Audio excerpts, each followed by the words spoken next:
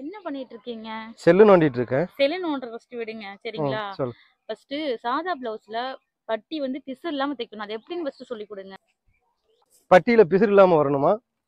சாதா பிளவுஸ் நீங்க தைக்கும் போது அடிப்பகுதியில பிசிறு வருது, கப்பு நீங்க ஜாயின் பண்ணும்போது பாத்தீங்கன்னா கப்புல பிசிறு வருது அப்படின்னா அந்த பிசிறு வராம தைக்கிறது எப்படி அப்படிங்கிறத நம்ம இன்னைக்கு வீடியோல பார்க்க போறோம்.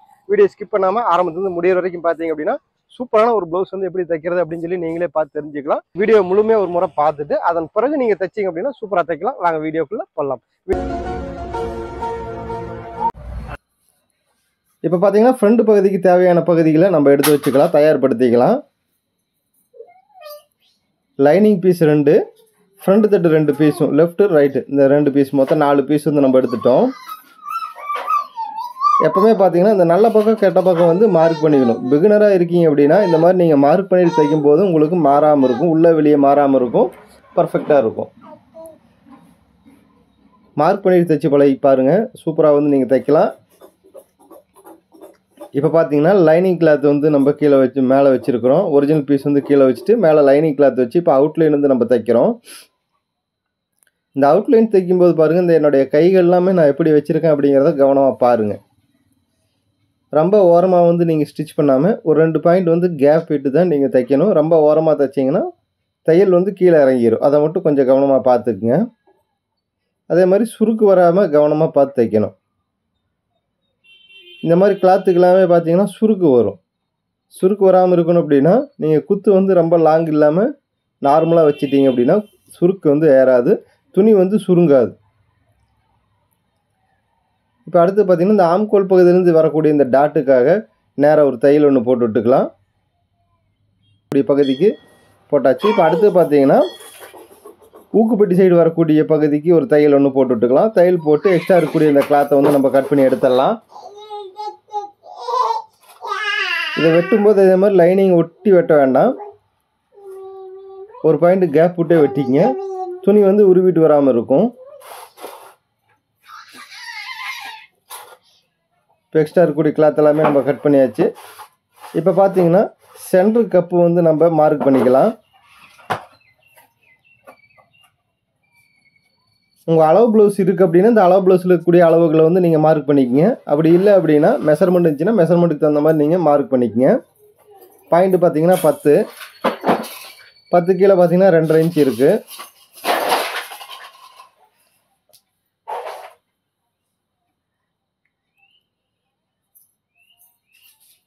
இப்போ இன்னொரு கிளாத் வந்து எடுத்துக்கலாம், அதாவது இன்னொரு பகுதி வந்து நம்ம எடுத்துக்கலாம். சேம் இதுவும் அதே போல் தான் அவுட்லைன் வந்து நம்ம தைக்கிறோம். இப்போ பார்த்தீங்கன்னா நம்ம பட்டி சைட்லேருந்து வரக்கூடிய பகுதிக்கு ஒரு டாட்டுக்காக ஒரு தையல் ஒன்று போட்டு விட்டுறோம். அதே மாதிரி பார்த்தீங்கன்னா ஹாமோல் பகுதிக்காக வரக்கூடிய பகுதிக்கு ஒரு தையல் வந்து போட்டு விட்டுறோம். இப்போ தையல் போட்டதுக்கு அப்புறம் பார்த்தீங்க அப்படின்னா இந்த எக்ஸ்ட்ரா இருக்கக்கூடிய பிசுகளை வந்து தட்டி விட்டுறலாம். இப்போ இந்த பிசர் எல்லாமே வெட்டியாச்சு. அதே மாதிரி இந்த டாட் வந்து மார்க் பண்ணுறதையும் பாருங்கள், நான் எப்படி மார்க் பண்ணுறேன்னு. 2 பீஸ்லேருந்து ஒரே மாதிரி வரோன்னா நீங்கள் டிசி மார்க் வச்சு மார்க் பண்ணிவிட்டு மேலே இப்படி வச்சு ஒரு தட்டி விட்டிங்கன்னா சூப்பராக வந்து மார்க் உட்காந்துக்கும்.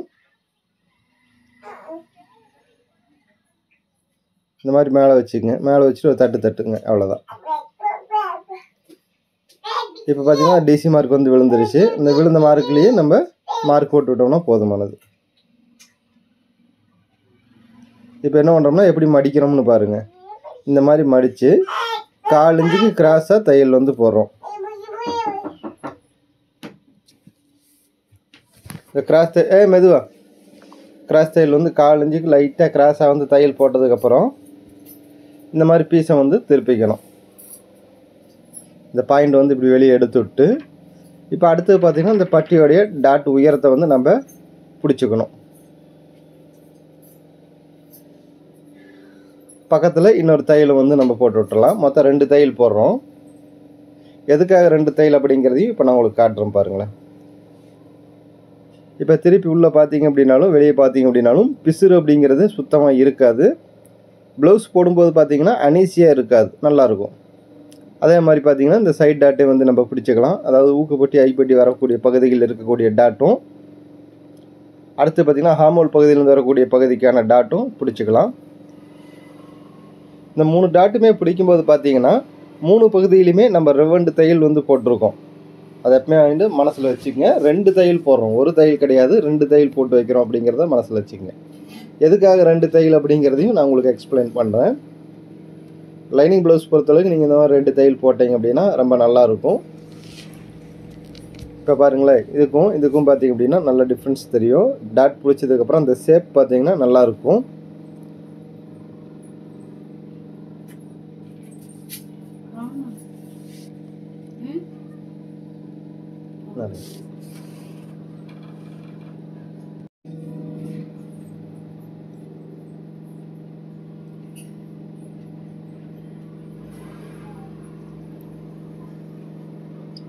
இப்போ இன்னொரு பகுதியும் இந்த டாட் வந்து பிடிச்சிக்கலாம்.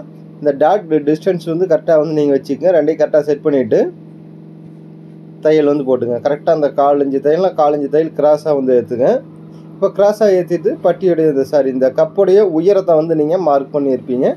எவ்வளோ தூரம் மார்க் பண்ணியிருக்கீங்களோ அந்த அளவுக்கு உயரத்தை மார்க் பண்ணிவிட்டு அது பக்கத்தில் இன்னொரு தையலையும் வந்து நீங்கள் தையல் போட்டுங்க. அதே மாதிரி பார்த்தீங்கன்னா இந்த ஹாமூல் பகுதியிலேருந்து வரக்கூடிய டாட்டுக்காகவும் 1/4 இன்ச்சுனா 1/4 இன்ச்சு தையல் வந்து கிராஸாக வந்து பிடிங்க. இந்த பாயிண்ட் வர வர கம்மியாகணும், அதிகமாகக்கூடாது. அதிகமாச்சு அப்படின்னா கப்பு வந்து டைட் ஆயிரும். அதை எப்பவுமே மனசில் வச்சுங்க. அதே மாதிரி பார்த்தீங்கன்னா ஊக்குப்பட்டி சைட்லேருந்து வரக்கூடிய டாட்டும் 1/4 இன்ச்சு வரையில் 0.0 சின்னதாக வந்துடணும். இப்போ 2.5 இன்ச்சு நீளம் வைக்கிறோம்னா இந்த 2.5 இன்ச்சு நீளத்தில் பார்த்தீங்கன்னா அப்படியே கிராஸாக சின்னதாக வந்துடணும். இப்போ பிடிச்சாச்சு. இப்போ பாருங்களேன், இந்த கப்பு பாருங்கள் அமைப்பு எப்படி இருக்குன்னு பாருங்கள். இப்போ அடுத்தது வந்து பெல்ட் பகுதி எடுத்துக்கலாம். பெல்ட் பகுதி தைக்கிறதுக்கு முன்னாடி 2 அடிஷ்னல் கிளாத் வந்து நம்ம எடுத்து வச்சுக்கலாம்.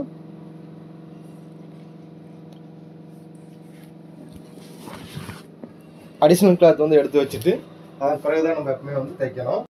நல்ல பக்கம் கெட்ட பக்கம் இந்த ரெண்டுமே வந்து எப்பவுமே வந்து நீங்கள் மார்க் பண்ணி வச்சிட்டிங்க அப்படின்னா தான் ஞாபகமாக இருக்கும். புதிதாக பழகக்கூடிய நண்பர்களுக்கு வந்து ரொம்ப இந்த மாதிரி மார்க் பண்ணி தைக்கும்போது உங்களுக்கு எந்த இடத்துலையுமே மாறாமல் இருக்கும். இல்லைன்னா உங்களுக்கு என்ன பிரச்சனை வரும் அப்படின்னா 2 பக்கம் பெல்ட்டுமே ஒரே மாதிரி வந்துருச்சுன்னா ஃபுல்லாக நீங்கள் பிரித்து ரீஒர்க் பண்ணுற மாதிரி ஆயிடும். அந்த மாதிரி வரக்கூடாது அப்படின்னா இந்த மாதிரி மார்க் பண்ணிக்கங்க.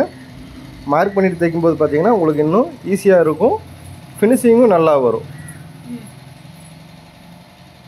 இப்போ அதே மாதிரி பார்த்தீங்கன்னா இந்த பெல்ட் வந்து கரெக்டாக வந்து செட் பண்ணிக்கங்க. கீழே இந்த அடிஷ்னல் கிளாத்து கூட கரெக்டாக இருக்காங்கிறதையும் பார்த்துக்கிட்டு சரியாக இருக்குது அப்படிங்கிற பட்சத்தில் 1/4 இன்ச்சு தையல் வந்து போட்டுங்க. இப்போ தையலுக்காக நீங்கள் 1/4 இன்ச்சு விட்டுருக்கீங்கன்னா 1/4 இன்ச்சு, இல்லை நான் 3/4 இன்ச்சு 1/2 இன்ச்சு அந்த மாதிரி விடுவேன் அப்படின்னா நீங்கள் தையலுக்கு எவ்வளோ விட்டுருக்கீங்களோ அதை கவர் பண்ணி தையல் போட்டுக்குங்க. ஆப்போசிட் வந்து எப்பவுமே வந்து கரெக்டாக செட் பண்ணிக்கணும். இந்த ஜக்கா இருக்குது பார்த்தீங்களா, அதாவது ஊக்குப்பட்டியும் ஐப்பட்டியும் ஆப்போசிட் பார்க்குற மாதிரி நம்ம வச்சு செட் பண்ணிவிட்டு அதுக்கப்புறம் தான் இந்த தையல் வந்து போட்டுக்கணும். இப்போ தையல் போட்டாச்சு. இந்த கீழே கூடிய இந்த பார்டரை வந்து நம்ம கட் பண்ணிட்டுடலாம். பார்டர் வந்து நம்ம கட் பண்ணிட்டோம் அப்படின்னா தான் எல்லாம் அனுசியாக இல்லாமல் தூக்கிட்டு இல்லாமல் இருக்கும். அதனால் பார்டரை கட் பண்ணி எடுத்தாச்சு. இப்போ என்ன பண்ணுறோம்னா இந்த லைனிங் கிளாத் மேலேயே ஊசியடை வந்து போடுறோம். அதாவது ஓரத்தையல்னு சொல்லுவோம் இல்லைங்களா, அந்த ஓரத்தையல் வந்து இது மேலேயே ஓரமாக போட்டுரும். இப்போ ஊசி எடையும் போட்டாச்சு. இதை அப்படியே மடிச்சு விட்டு லைனிங் கிளாத் மேலே நல்லா ஞாபகம் வச்சுங்க, லைனிங் மேலே கீழே வந்து ஒரிஜினல் பீஸ் வந்து லைட்டாக வெளியே இப்படி உள்ளே வர மாதிரி வச்சுட்டு என்ன பண்ணுறீங்கன்னா குதிரை எடை வந்து போடுறீங்க. இந்த குதிரை எடை போட்டு இப்போ அவுட்லைன் வந்து தைச்சிக்குங்க. அவுட்லைன் தைச்சாச்சு. அவுட்லைன் தைச்சிட்டு எக்ஸ்ட்ரா இருக்கக்கூடிய இந்த பகுதிகளை கட் பண்ணி விட்டுக்கலாம். இதே போல் இன்னும் எண்ணற்ற வீடியோக்கள் வந்து நம்ம சேனலில் வந்து வீடியோ பதிவு பண்ண போகிறோம். நீங்கள் கேட்கக்கூடிய வீடியோக்கள் டெய்லரிங் சார்ந்த எந்த கேள்விகளாக இருந்தாலும் நீங்கள் தைரியமாக கீழே கேளுங்க. உங்களுக்காக நாங்கள் வீடியோ எடுத்து பதிவு பண்ணுறோம், பயன்படுத்திக்கங்க. தெரியாத விஷயத்தை தெரிஞ்சுக்கங்க, தெரிஞ்ச விஷயத்தை பிறருக்கு பகிர்ந்துக்குங்க. இப்போ அவுட்லைன் வந்து சேம் அதே போல் நம்ம இதிலே அவுட்லைன் போட்டுக்கிறோம். இந்த மாதிரி அவுட்லைன் போட்டதுக்கப்புறம் இந்த எக்ஸ்ட்ரா இருக்கக்கூடிய பிசுகளை கட் பண்ணி விட்டுருங்க. நம்ம திருப்பூர் ஜி டெய்லர் சேனலுடைய நோக்கமே பார்த்தீங்கன்னா கற்போம் கற்பிப்போம் அப்படிங்கிற நம்ம சேனலுடைய நோக்கம். நான் கற்றுக்கிட்டு இந்த தையல் துறையை உங்களுக்காக கற்றுத்தர சிறப்பாக கற்றுக்குங்க. டெய்லரிங் சார்ந்த எந்த கேள்விகளாக இருந்தாலும் மறக்காமல் கீழே நீங்கள் கமெண்ட் பாக்ஸில் கேளுங்க. இப்போ பார்த்தீங்கன்னா இந்த ஊக்குப்பட்டி ஐப்பட்டி ஆப்போசிட் வரணும்னு சொல்லியிருந்தேன் இல்லையா, அது வந்து கரெக்டாக இருக்காங்க செக் பண்ணி பார்த்துக்கலாம். கரெக்டாக இருக்குது, ஆப்போசிட் கரெக்டாக மேட்ச் ஆகுது. இந்த மாதிரி இருக்கும்போது பார்த்தீங்கன்னா உங்களுக்கு இந்த சைடு வந்து ஊக்குப்பட்டிக்கு வராமல் இருக்கும். இப்போ பாருங்கள், இந்த ஜக்கா போட்ட பகுதி வந்து இப்படி வச்சுட்டு மேலே ஃப்ரண்ட் தட்டு வந்து வச்சுக்கிறோம்.